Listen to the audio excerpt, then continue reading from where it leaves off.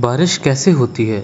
بارش کا عمل ایک پیچیدہ اور دلچسپ قدرتی نظام ہے جو کہ مختلف مراحل سے گزر کر مکمل ہوتا ہے۔ پانی جب سورج کی گرمی کی وجہ سے گرم ہوتا ہے تو وہ بخارات کی شکل میں ہوا میں اٹھتا ہے۔ یہ عمل سمندروں، جھیلوں، دریاؤں اور دیگر پانی کے ذرائع سے ہوتا ہے۔ اس عمل کو ایواپوریشن کہتے ہیں۔ اس کے علاوہ پودے بھی اپنے پتوں کے ذریعے پانی چھوڑتے ہیں جسے ٹرانسپائریشن کہتے ہیں۔ جب یہ بخارات اوپر کی طرف اٹھتے ہیں تو وہ ٹھنڈی ہوا کے ساتھ ملتے ہیں اور ٹھنڈے ہو کر دوبارہ پانی کی بوندوں میں تبدیل ہو جاتے ہیں۔ یہ بوندیں ایک دوسرے کے ساتھ جڑ کر بادل بناتی ہیں۔ اس عمل کو کنڈنسیشن کہتے ہیں۔ کنڈنسیشن کے نتیجے میں بننے والے بادل مختلف شکلوں اور سائز میں آتے ہیں۔ جب بادل کثیف اور بھاری ہو جاتے ہیں تو وہ زیادہ پانی اپنے اندر سمو لیتے ہیں، جس کے نتیجے میں یہ بادل برسنے کے لیے تیار ہو جاتے ہیں۔ جب بادل میں موجود پانی کے قطرے اتنے بھاری ہو جاتے ہیں کہ وہ ہوا میں معلق نہیں رہ سکتے تو وہ زمین کی طرف گرنے لگتے ہیں۔ یہ عمل بارش کہلاتا ہے۔ بارش کے قطرے مختلف سائز کے ہو سکتے ہیں اور ان کا گرنے کا عمل گرج چمک اور بجلی کے ساتھ بھی ہو سکتا ہے۔ بارش کا پانی زمین پر گرتا ہے اور مختلف راستوں سے گزر کر دریاؤں، جھیلوں اور سمندروں میں شامل ہو جاتا ہے۔ کچھ پانی زیر زمین چلا جاتا ہے جہاں پر زیر زمین پانی کے ذخائر کو بھرنے میں مدد کرتا ہے۔ یہ پانی پودوں اور جانوروں کی زندگی کے لیے بہت اہم ہے۔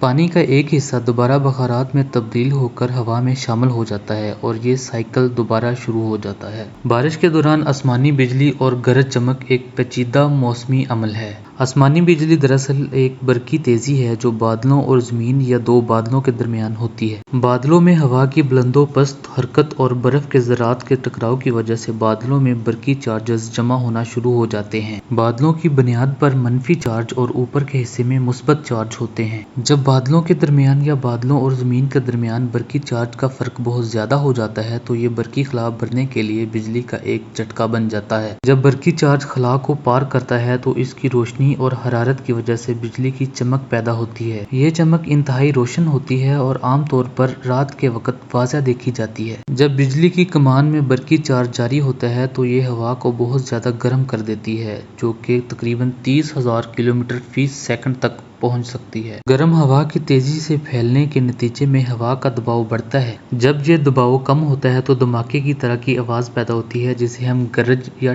تھنڈر کہتے ہیں۔ گرج چمک کی آواز بجلی کے جھٹکے کے بعد چند سیکنڈ میں سنائی دیتی ہے کیونکہ آواز کی رفتار روشنی سے کم ہوتی ہے۔ اس لیے دور دراز علاقوں میں گرج چمک کی آواز بجلی کے جھٹکے کے بعد کچھ دیر سے سنائی دیتی ہے۔ بارش کا یہ عمل ایک مسلسل سائیکل ہے جسے ہائیڈرولوجیکل سائیکل یا پانی کا چکر بھی کہا جاتا ہے۔ یہ عمل زمین پر پانی کے ذخائر کو برقرار رکھنے، موسمی حالات کو مستحکم رکھنے اور زندگی کو قائم رکھنے کے لیے بہت ضروری ہے۔